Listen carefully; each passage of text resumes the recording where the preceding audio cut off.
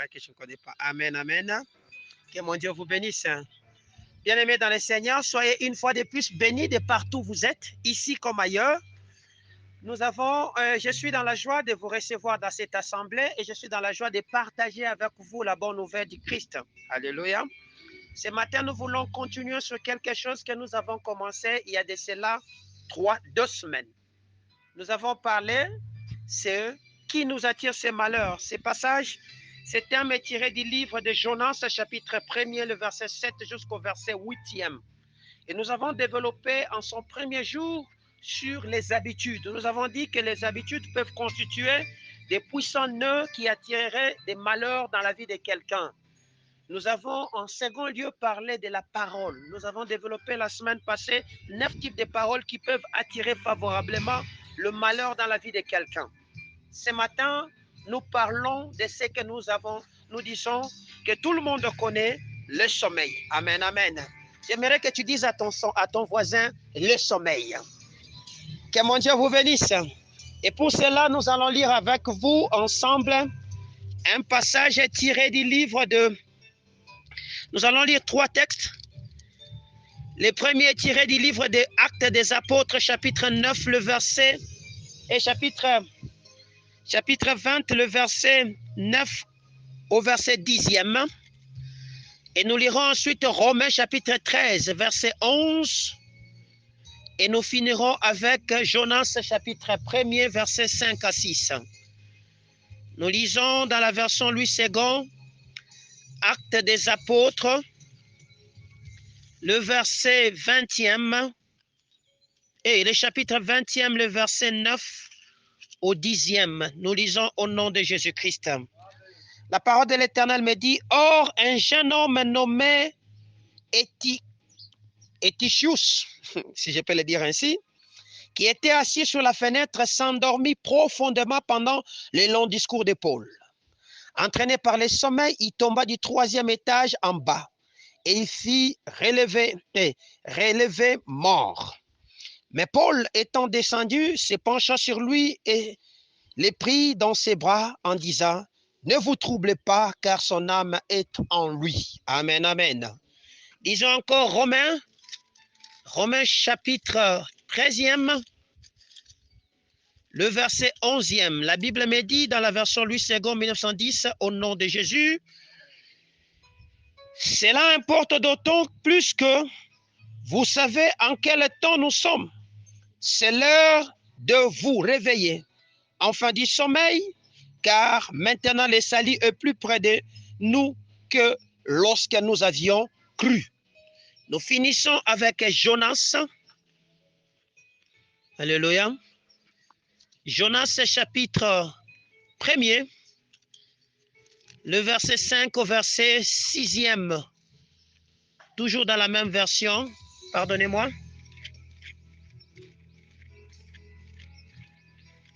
Jonas, pardonnez-moi. Je vais les lire rapidement.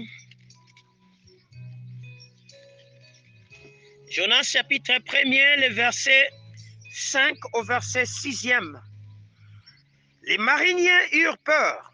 Ils implorèrent chacun leur Dieu et jetèrent dans la mer les objets qui étaient sur les navires, afin de se rendre plus légers. Jonas descendit au fond du navire, se coucha et s'endormit profondément.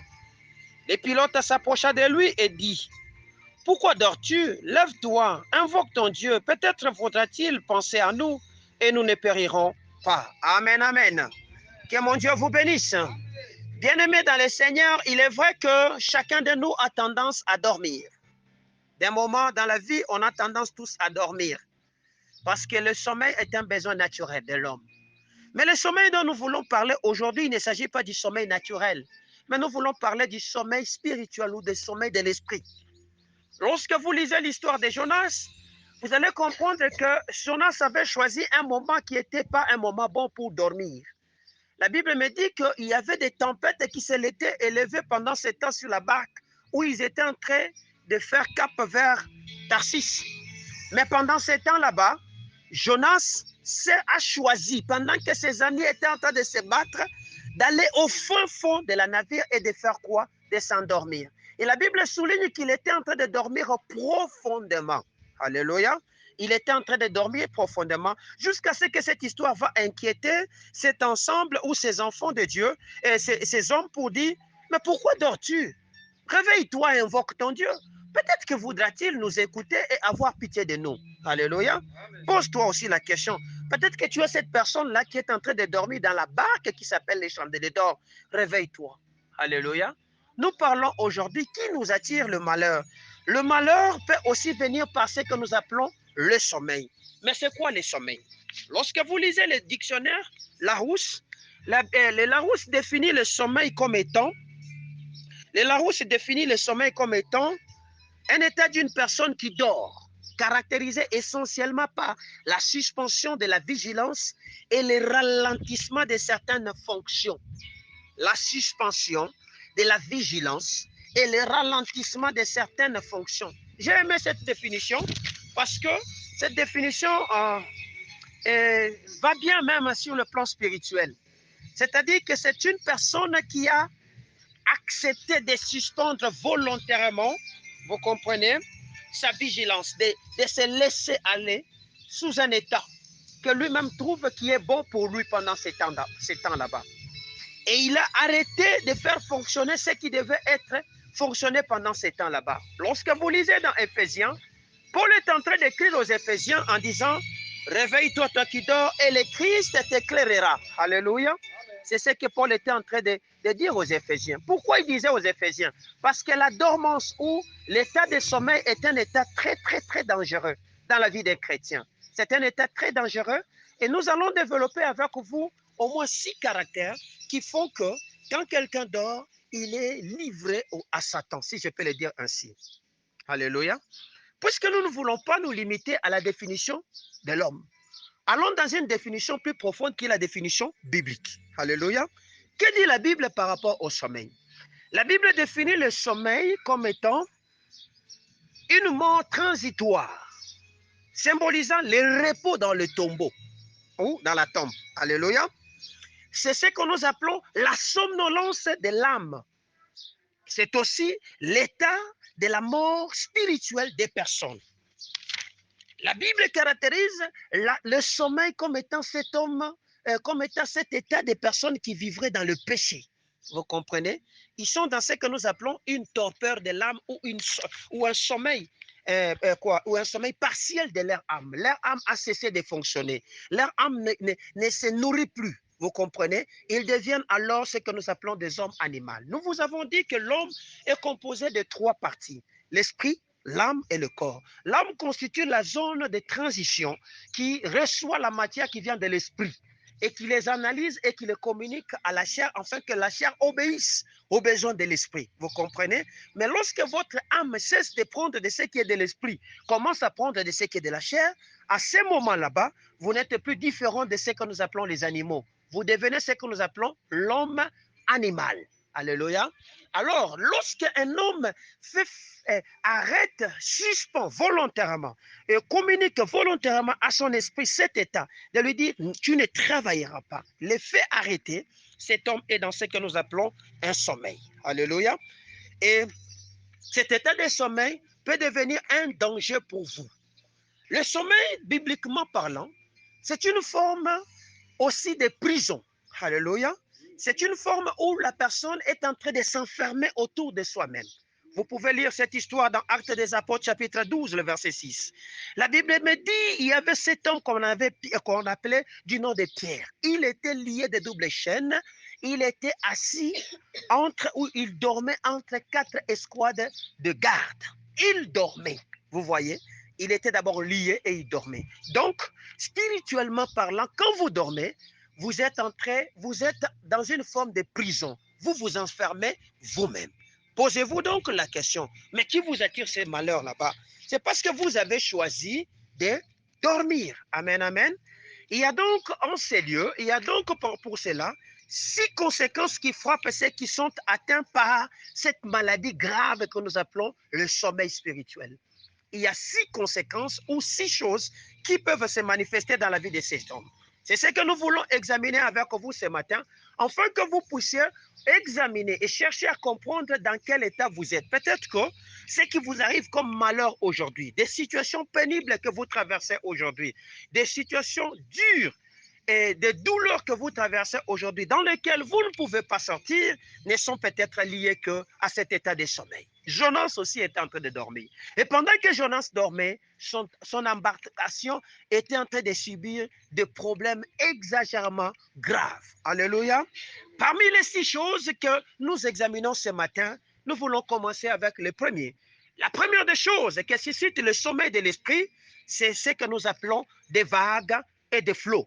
Alléluia. La première des choses qui suscite le sommeil de l'esprit, c'est ce que nous appelons des vagues et des flots. Est-ce qu'on peut les lire? Lisons dans Matthieu chapitre 8, le verset 24. Matthieu chapitre 8, le verset 24. Voici ce que la parole de l'Éternel est en train de me dire dans la version Louis II 1910. Alléluia. Au verset 24e, la parole de l'Éternel me dit ceci. Et voici, il s'éleva sur la mer une si grande tempête que la barque était couverte par le flot. Et lui, il dormait. Alléluia. Ici, il s'agit de l'histoire d'un homme qu'on appelle le Christ. Jésus voulait nous faire passer un message important, afin que nous sachions et que nous puissions comprendre. Lorsqu'il finit de prêcher ce jour-là, il dit aux apôtres, allons de l'autre côté. Et lorsque lui monte sur la barque, il choisit de dormir. Alléluia. Et pendant que Jésus s'est mis à dormir, la Bible caractérise et souligne, en ce moment là-bas, il s'est élevé de flots et de vagues. Vous comprenez? Et pendant ce temps, les disciples étaient en train de se battre pour sauver la barque parce qu'il y avait risque en demeure pour qu'ils puissent mourir. Vous comprenez? Jusqu'à ce qu'ils se sont rendus compte qu'il fallait réveiller Jésus. Alléluia. Le flot, c'est quoi? Les vagues, c'est quoi? Pour qu'on en fasse aussi attention et que nous puissions distinguer cela comme étant un élément dangereux dans ce que nous vivons comme un sommeil de l'esprit. Le flot et les vagues représentent ce qu'on appelle les gens de difficultés de tout, les gens de ces difficultés de tous bords que vous pouvez vivre. Vous comprenez? C'est ce qu'on appelle le flot. Qui sont dus à quoi? À votre sommeil. Lorsque Christ monte sur ce bateau et il dort, subitement, une tempête s'est mise à s'élever. Subitement, des vagues s'élevèrent et commençaient à secouer les bateaux dans lesquels ils étaient. Lorsque le flot s'élève, alléluia, lorsque les problèmes s'élèvent, lorsque tout ce qu'il y a comme difficulté s'élèveront, cela ne viendront pas seulement pour attaquer votre état de l'esprit. Non. Le flot ont ces problèmes qui attaquent, vous comprenez, qui peuvent atteindre tous les domaines de votre vie, notamment les domaines familiers, les domaines communautaires, les domaines, comment on appelle ça, des affaires. Alléluia. Lorsque nous voyons la vie de Jonas, quand les flots et les vagues s'étaient élevés, c'était leurs affaires, les affaires de ces gens qui étaient en train de voyager, qui étaient atteints. Alléluia. Les affaires de ces hommes étaient atteints, en d'autres termes, par le fait qu'un homme avait choisi de faire quoi? De dormir. Alléluia. Cet homme qui avait choisi de dormir a réveillé la tempête, a réveillé des vagues sur la barque. Mais il se peut que, depuis que toi, tu as choisi de dormir, alléluia, il se peut que, depuis que toi, tu as choisi de sommeiller spirituellement, voilà pourquoi des difficultés ont atteint vos commerces que vous êtes en train de faire aujourd'hui. Mais le sommeil, c'est quoi? Le sommeil, c'est aussi ce que nous appelons un relâchement, alléluia, de vigilance dans l'attitude qu'un chrétien devait avoir. Relâchement dans la vie de prière. Relâchement dans la fréquentation des communautés. Alléluia. Relâchement dans la lecture et la nourriture que vous deviez prendre qui s'appelle la parole de Dieu. Alléluia. Dans Hébreu, la Bible me dit, n'abandonnez pas vos communautés. Là, dans Hébreu, local. Cet homme qui a écrit Hébreu est en train d'exhorter les pères, les fils et les enfants de Dieu de ne pas abandonner leur communauté. Ça fait combien de temps que toi tu es parti? À cause des commerces, tu ne fréquentes plus l'église. À cause des commerces, tu ne pries plus. À cause des commerces, tu n'as plus le temps de lire la parole de Dieu. tout pour toi est devenu affaire. Alléluia. Tu dors, tu penses à tes affaires. Tu te réveilles, tu penses à tes affaires. Tu fais tout autour de tes affaires. Voilà pourquoi le capital de tes affaires est en train de diminuer. Pourquoi? Lorsque cet homme qui s'appelle Josué se retrouve à la porte du bonheur de son existence, Dieu ne lui donne pas le secret dans le courage ou dans la force qu'il devait engager, mais il lui donne le plus grand secret qui se trouve où? Dans la parole. Il dit que ce livre de la loi ne s'éloigne point de ta bouche. Tu la méditeras nuit et jour. C'est alors que tu auras du succès dans tes entreprises. Alléluia. C'est-à-dire dans ce que toi tu es en train de faire comme affaire, le secret ne se trouve pas dans le courage. Le secret ne se trouve pas dans la force. Le secret ne se trouve pas dans les techniques, dans la technicité ou dans la multiplicité des opérations que toi tu veux faire. Non. Le secret se trouve dans la parole de Dieu. Alléluia. Fais de la parole de Dieu, ton ami. Cherche à comprendre comment ceux-là qui faisaient des commerces avaient aussi réussi au travers de la parole de Dieu. Chaque jour avant de commencer, prends le temps de lire et de méditer cette parole là-bas. C'est alors que tu réussiras. Lorsque cet homme de Jonas a décidé de dormir, des flots et des tempêtes se sont élevés. La Bible me dit qu'ils se mirent à jeter tout ce qu'ils avaient dans leur barque pour soulager, de rendre léger les bateaux, de peur qu'ils ne puissent mourir. Et cela n'avait pas donné la solution. Le problème, c'est que Jonas devait faire quoi? Se réveiller. Alléluia. Voilà pourquoi le marinier ayant compris que cet homme qui dort est en train de nous amener des problèmes, réveillons-le. Il dit, mais réveille-toi, invoque ton Dieu. Peut-être que voudra-t-il nous entendre et nous sauver de cette situation. Réveille-toi. Si les affaires de cette maison ne tournent pas, c'est toi. Si les études de tes enfants ne vont pas, c'est toi. Si tout ce que vous êtes en train de vouloir mettre au point, ça n'avance pas, c'est toi. Toi, tu penses que le problème, c'est seulement à ton mari de travailler et toi, tu es là, tu ne le soutiens pas dans la prière. Vous comprenez? Pendant que lui, il est sur les champs de bataille, toi, tu dois aussi prier. Mais qui es-tu ce genre de femme qui, lorsque ton mari est sur les champs de bataille, toi, ton maximum de temps, c'est sur Novelas. Ton maximum de temps, c'est sur des commérages que tu es en train de partager sur WhatsApp, Imo, Facebook, Instagram, Twitter, Viber, TikTok. Alléluia. Voilà pourquoi vous échouez. Je dis que les flots peuvent atteindre les affaires à cause de la négligence des prières. Alléluia. Les flots peuvent atteindre les affaires et faire que vous puissiez perdre énormément dans ce que vous êtes en train d'investir. Mais aussi, les flots peuvent atteindre une famille. Lorsque les flots atteignent une famille, vous allez comprendre comment que cette famille est menacée par des vagues et des flots. Alléluia. C'est lorsqu'il se lèvera autour de vous des querelles, les incompréhensions, les désordres, voire des malédictions, c'est-à-dire des paroles mal dites et des divorces. Alléluia. Les familles qui sont atteintes par ces problèmes, ce sont des familles qui ont relâché dans leur attitude de vie de prière. Ce sont des familles qui ne fréquentent plus de communautés de base dans lesquelles le Seigneur les avait placées. Ce sont des gens qui n'ont plus le temps de méditer la parole de Dieu. Et sur cela, ils ont nourri leur cœur par des paroles négatives, comme nous vous l'avons enseigné la fois passée. Et lorsque le cœur est plein, la Bible dit que c'est de l'abondance du cœur que la bouche fait quoi? Parle. Et lorsque les paroles vont sortir, ce ne seront pas des paroles de vie, mais ce seront des paroles qui vont choquer et qui feront le plus le mal. Parce que ce seront des paroles qui vont choquer, c'est alors que nous aurons quoi? Des querelles, des disputes, des animosités, des troubles. Or, ces choses sont catégorisées dans ce que nous appelons les œuvres de la chair. Alléluia. Les œuvres de la chair ne se cacheront pas, tel que nous le dit Paul quand il fait sa lettre aux Galates. Ce sont ces choses qui sont manifestes. Vous voyez, ça finira toujours par se manifester. Dans une famille où il y a toujours des querelles, c'est que c'est une famille où la barque est agitée par des tempêtes. Est-ce que je parle à quelqu'un? Troisièmement, dans la communauté, vous allez comprendre comment que ce sont des gens où ils sont menacés par des vagues et des flots. Dans la communauté où il n'y a plus de vie de prière. C'est-à-dire, cette communauté, c'est ce que je peux personnifier par l'église locale. Alléluia. Dans une église où il n'y a plus de vie intense de prière, dans une église où il n'y a plus de temps de lecture de la parole de Dieu, cette église sombrera dans ce que nous appelons les critiques. Cette église sombrera dans ce que nous appelons les distensions. Cette église sombrera dans ce qu'on appelle les querelles internes et les calomnies. Et cela vous conduira tout droit dans ce que nous appelons la pauvreté, voire la division. Alléluia. Pourquoi? Les membres auront refroidi. Les membres n'auront plus la force de venir et cela va faire quoi? La pauvreté s'installe. Une église aussi peut s'appauvrir. Alléluia. C'est-à-dire les stocks et les réserves de l'église n'existent plus. Vous n'avez absolument rien dans vos comptes et voilà comment est-ce que vous pouvez vivre ce que nous appelons cette attitude de malheur. Alléluia. Est-ce qu'on s'est fait comprendre?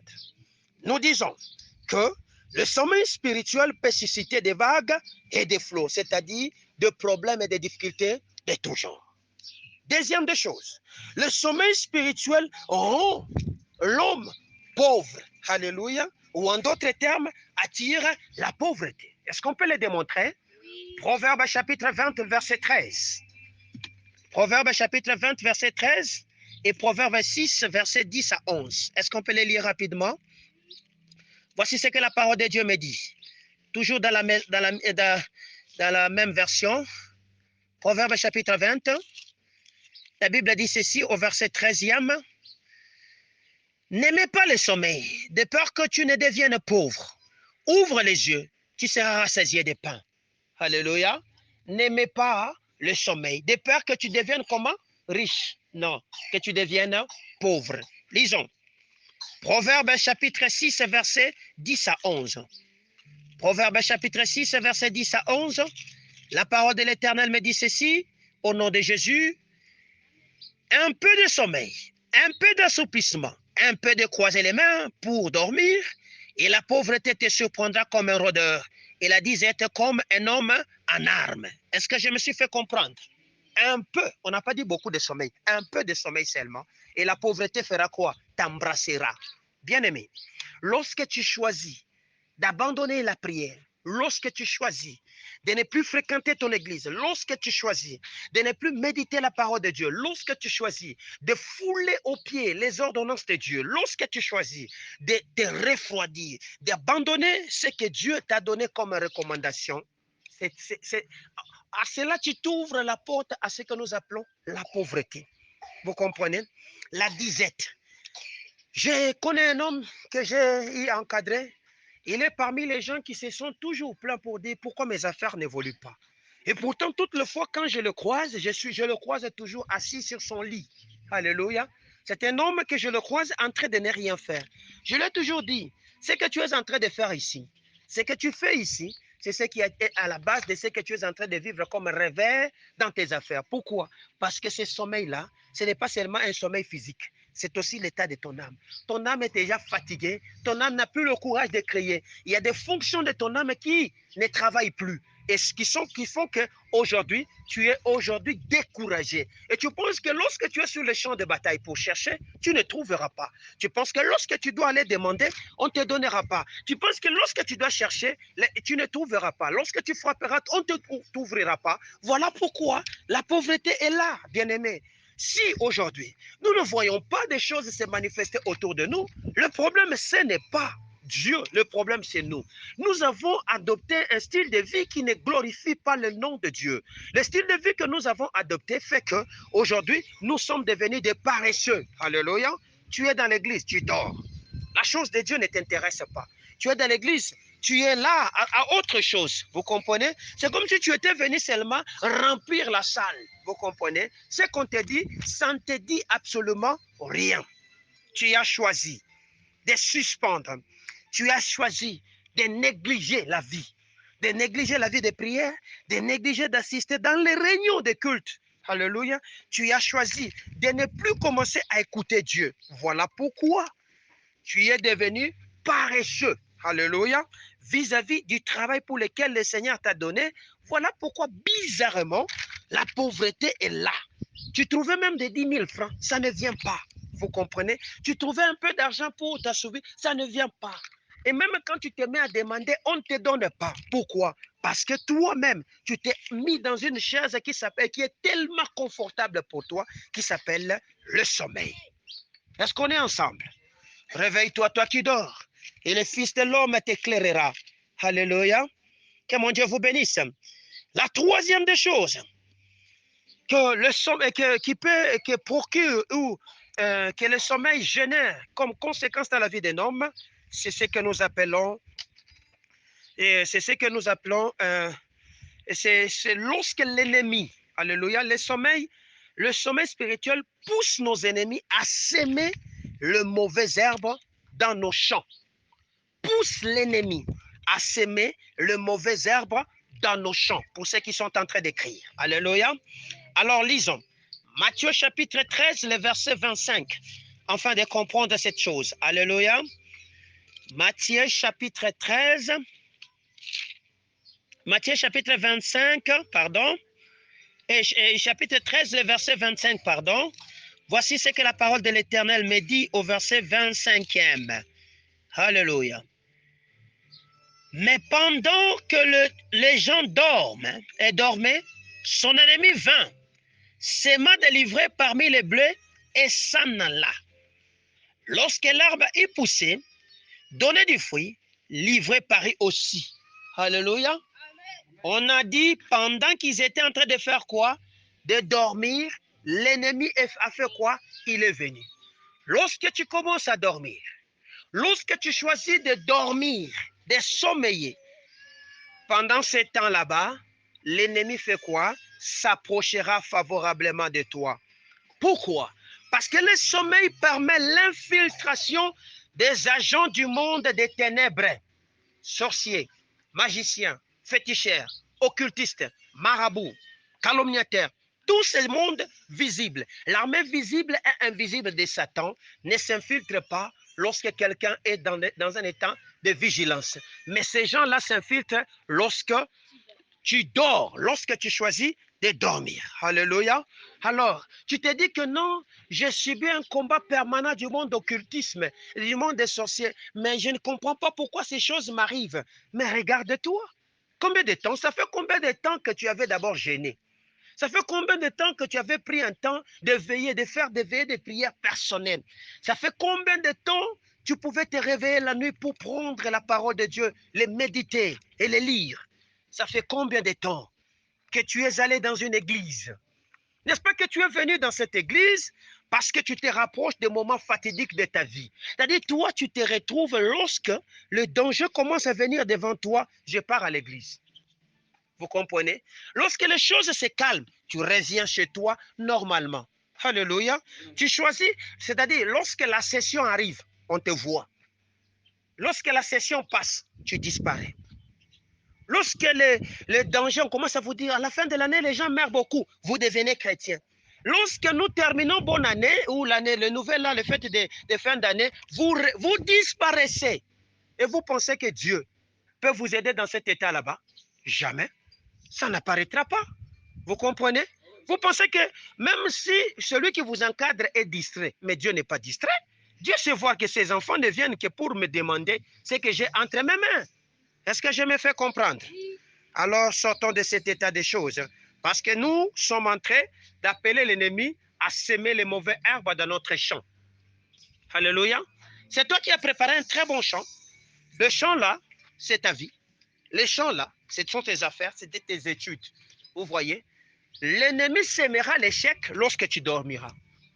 L'ennemi sèmera des blocages, des querelles, des disputes lorsque tu vas dormir. Alléluia. Alors, il faut faire quoi? Se réveiller. Quatrième des choses, le sommeil spirituel entraîne la paresse et la distraction. Alléluia. Ce qui conduit directement à ce que nous appelons la mort. Nous vous avons lu Actes des Apôtres, chapitre 9 et chapitre 20, verset 9.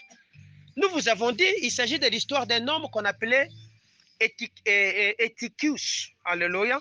C'est un jeune homme, un monsieur qui avait l'amour de la chose de Dieu. Il a appris que Paul était dans la ville et que Paul devait célébrer ce qu'on appelle la Sainte Seine cette nuit-là. Paul, dans ce temps là-bas, a choisi d'aller faire ses cultes au 3e niveau d'un immeuble. Vous comprenez? Cet homme courageux qu'il était, il va même escalader les murs jusqu'à atteindre le 3e niveau. Mais malheureusement, il va aller s'asseoir à côté d'une fenêtre. Vous comprenez? pendant que Paul était en train de prêcher pendant longtemps, la Bible dit il a prêché pendant longtemps, la nuit.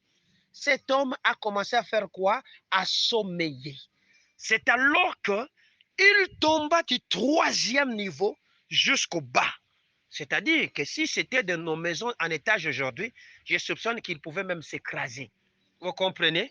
Parce qu'il tombait dans une direction qu'il ne savait pas. Mais c'est la partie de sa résurrection ne m'intéresse pas. Ce qui m'intéresse, c'est cette attitude-là de distraction qui s'était installée. Alléluia. La distraction a pour première conséquence l'apparition de la mort. Des hommes distraits attirent favorablement autour de la mort. Cet homme avait fourni ce que nous appelons un exemple, un effort exemplaire pour atteindre le lieu de sa bénédiction. Vous comprenez? Mais son plus grand défaut, c'était le sommeil. C'était un homme qui aimait tellement le sommeil. Voilà pourquoi, en dépit de son courage, en dépit de sa force, mais parce qu'il dormait, la mort est entrée. Tu te dis, pourquoi ce que je suis en train de faire n'évolue pas? Pourquoi ce que je suis en train de faire est en train de mourir? Je te révèle la chose. Aujourd'hui, le Seigneur me dit de te dire, c'est ton sommeil.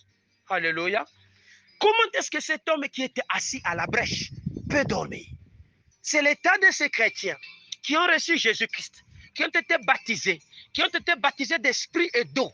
Vous comprenez? C'est cet état de chrétiens qui ont donné leur vie totalement à Jésus. Mais ce sont ces chrétiens là-bas qui sont assis à la porte et qui ne font rien, qui sont en train de dormir. Ces chrétiens là-bas, ce sont des chrétiens qui sont livrés à la mort. Alléluia. Pourquoi? Parce que ce sont des chrétiens qui ne chauffent pas le bois sur lequel ils sont. Vous comprenez? Ils vont s'éteindre eux-mêmes. Ils vont s'éteindre. Or, s'éteindre, c'est une mort. C'est un arrêt automatique ou cessation de la vie. Depuis que toi, tu avais parlé en langue, tu ne fais plus d'exercice, tu te demandes, je parlerai comment? Mais ça va s'éteindre. Tu ne parleras plus. Est-ce que je me fais comprendre? Depuis que tu avais été baptisé, c'était les derniers jours que tu avais lu la parole de Dieu. Tu ne sais plus les lire. Vous comprenez? Depuis que tu avais donné Jésus-Christ ton corps, Jésus-Christ est entré, Jésus-Christ est assis. Tu ne communies pas avec ce Jésus-Christ là-bas. Tu ne lui demandes même pas qu'il te dise ce qu'il veut pour toi. Tu es là, tu attends que lui te parle. Mais tu ne sais même pas l'écouter. Tu seras distrait. Cet homme avait perdu ce que nous appelons la vie à cause de sa distraction, à cause de la paresse. Nous avons dit que le sommeil, c'est une cessation volontaire de certaines fonctions. Vous comprenez? Cessation volontaire de certaines fonctions. Deuxième des choses dans cette catégorie de distraction de paresse, c'est que le sommeil entraîne ce que nous appelons la perte de force et de vue. Lisez Juges chapitre 16, versets 19 à 21. Vous allez comprendre l'histoire de cet homme qu'on appelle Samson. Après avoir passé une nuit agréable avec Delilah, il choisissa d'aller dormir au pied de Delilah. Il était fatigué. Il a choisi de dormir. Pendant qu'il était en train de dormir, c'est alors que cette femme va appeler des gens dehors. On va les ligoter, on va les coiffer, enlever sa force, on va même les trouer les yeux. Vous comprenez? Lorsque toi, tu choisis de dormir, tu es en train de perdre la vision sur ce que Dieu t'avait appelé de faire. Tu ne connaîtras plus ce que tu es en train de faire. Celui qui dormait et qui dort va toujours se poser la question, mais j'ai tout fait. Qu'est-ce que je dois faire avec cette société? C'est toi que Dieu t'avait donné cette société. Quand tu avais commencé avec cette société-là, tu savais ce qu'il fallait faire. Mais depuis un certain temps, tu ne sais plus faire. Le problème, c'est parce que tu dors. Tu ne sais plus voir, tu ne sais plus entendre. Vous comprenez? Parce que Delilah est entré et tu es au pied de Delilah. Et c'est comme ça qu'il est en train de t'arracher la force et le courage que tu avais. Est-ce que je parle à quelqu'un? Parce que c'est anormal que tu aies commencé très bien, en train de te réjouir, tu gagnais beaucoup d'argent, mais subitement ta société ne fonctionne plus. Tu t'es dit que ce sont les circonstances. Non, ce ne sont pas les circonstances, mais c'est toi. Alléluia. Cinquièmement, les sommeils spirituels permettent ce qu'on appelle le vol. Mais ce n'est pas n'importe quel vol, le vol du Fils. Alléluia. Lisez. 1 Roi chapitre 3, verset 16 jusqu'au verset 22. Vous allez comprendre que c'est l'histoire de deux femmes. Ces femmes avaient toutes deux des enfants. Mais pendant la nuit, pendant qu'ils dormaient, l'une constata que l'un de ses enfants était déjà mort. Il choisit de les remplacer. Pourquoi? Parce que son enfant, son ami était en train de faire quoi? De dormir. C'est alors qu'au réveil, ils vont aller voir le roi parce qu'il y avait querelle, il y avait de bruit qui s'était généré. Enfin qu'on trouve une solution. Le Fils, ici, que la Bible préfigure, c'est Christ que tu portes en toi. Toi qui dors là, tu vas permettre à ce que Christ disparaisse de ta vie. Tu le perdras. Alléluia. Tu ne sais pas l'engager, tu ne sais pas l'utiliser, tu ne sais pas le demander. C'est qu'il est venu foutre dans ta vie et tu vas le perdre. Alléluia. Or, que nous dit Hébreux chapitre 10, le verset 31? Il est dangereux pour quelqu'un de tomber entre les mains de qui? De Satan. Et de tomber entre les mains de Dieu. Parce que tout droit, il va couler. Je veux qu'on le lise, hein, pour que je ne dise pas des choses de ma part. Alléluia. Hébreux chapitre 10, le verset 31. Alléluia. Que dit la parole de l'Éternel? La parole de l'Éternel me dit ceci au verset 31. C'est une chose terrible que de tomber entre les mains de Dieu vivant. Dieu vous a arrêté. C'est comme cet homme qu'on appelait Éticus. Vous comprenez? Il est tombé. Parce que quand vous quittez la protection de Dieu, c'est fini pour vous. Vous êtes livré publiquement en spectacle entre les mains de Satan. Satan, connaissant ce que vous lui avez fait, ne vous laissera pas le temps. Il va puissamment vous détruire. Qui t'attire ces malheurs? Le problème, c'est que toi, tu dors un peu trop. Alléluia. Réveille-toi. Mais qui t'attire ces malheurs? Ces malheurs te viennent parce que tu as cessé d'être vigilant par rapport au Fils que Dieu t'a donné. Alléluia. Dieu t'a donné le Fils. C'est toi qui l'as gardé. Mais tu ne sais pas veiller sur la bénédiction que Dieu t'a donnée. Tu ne sais pas veiller sur ce que Dieu t'avait donné.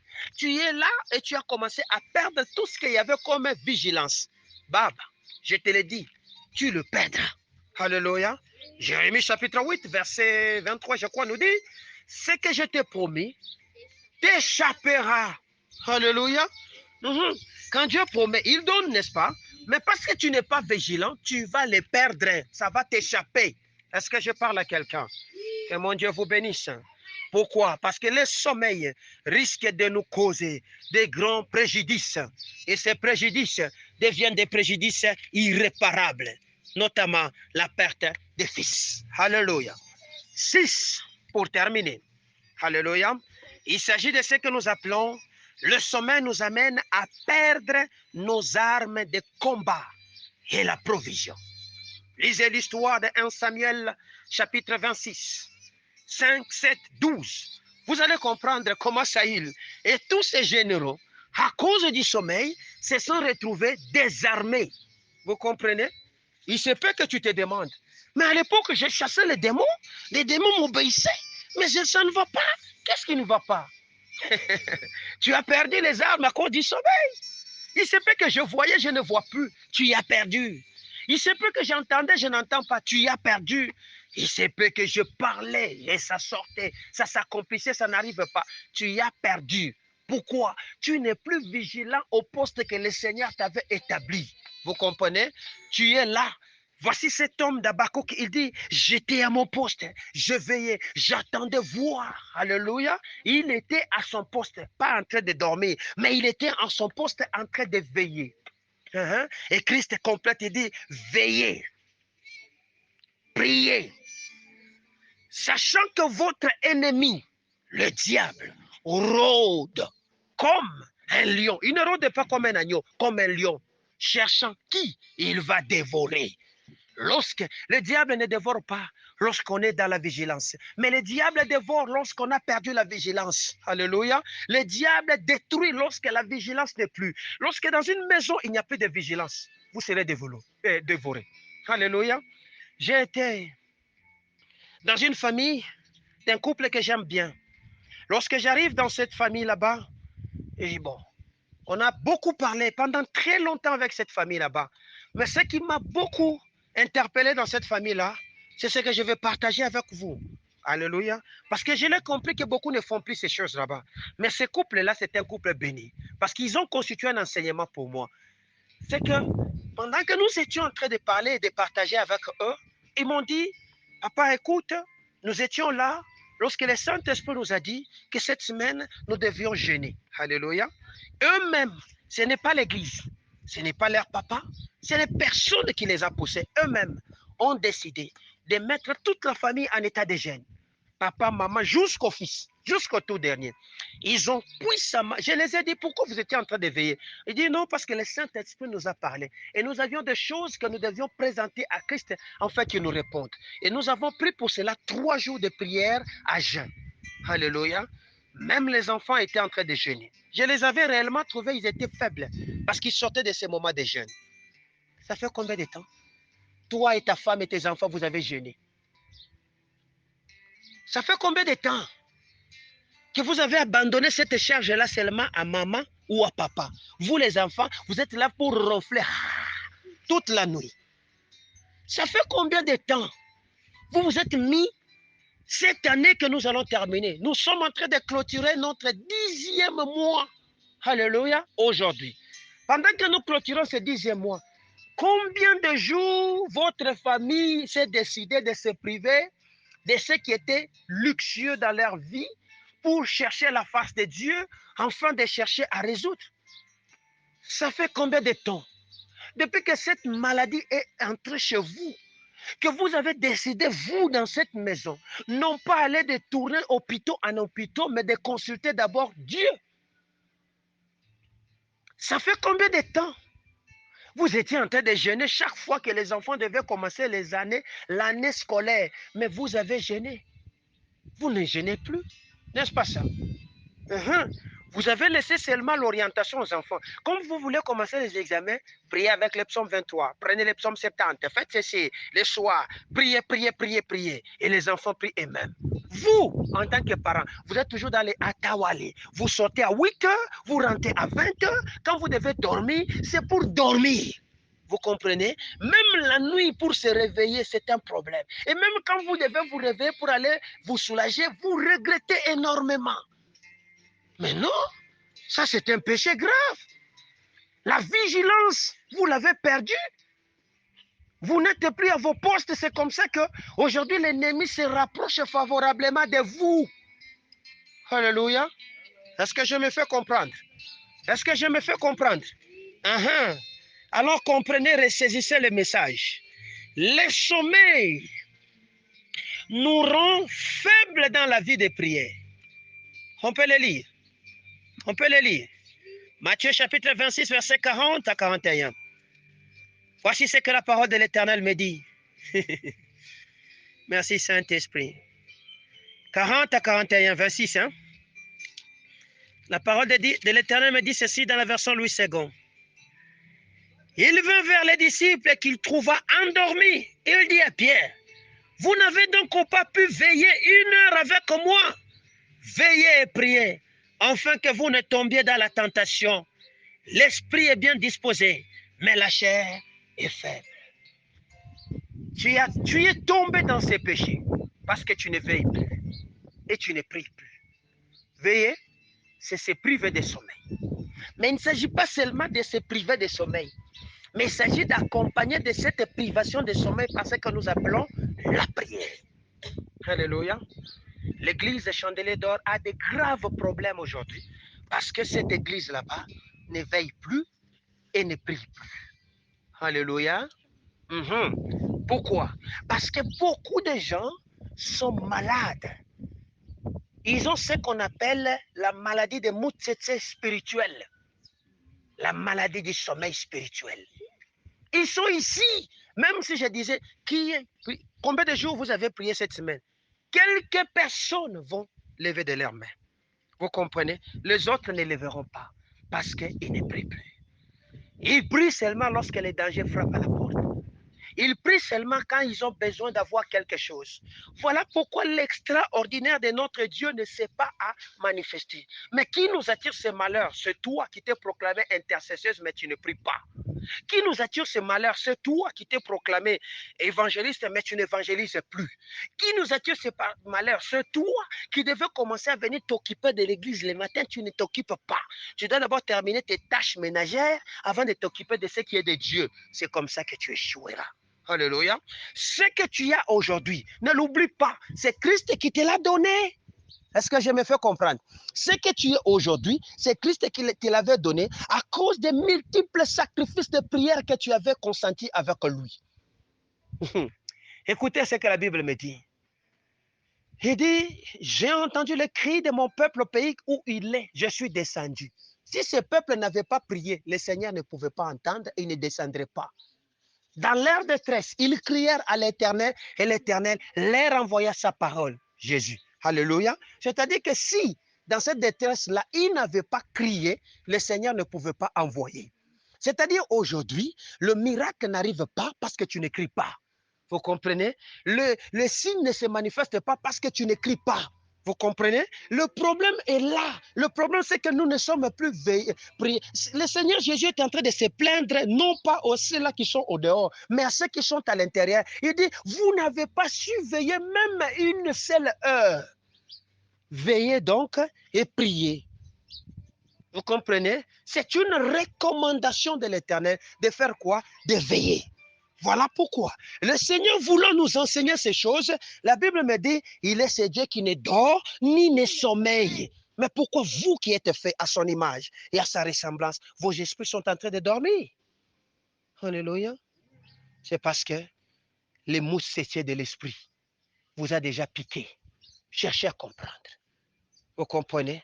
Ces moustiquaires, ça peut être l'envie, la cupidité, l'orgueil, la lassitude, la rétrogradation et tout ce qui peut se manifester dans la vie d'un chrétien qui viennent favorablement pour faire quoi? Le refroidir. Est-ce que je parle aux hommes qui m'écoutent?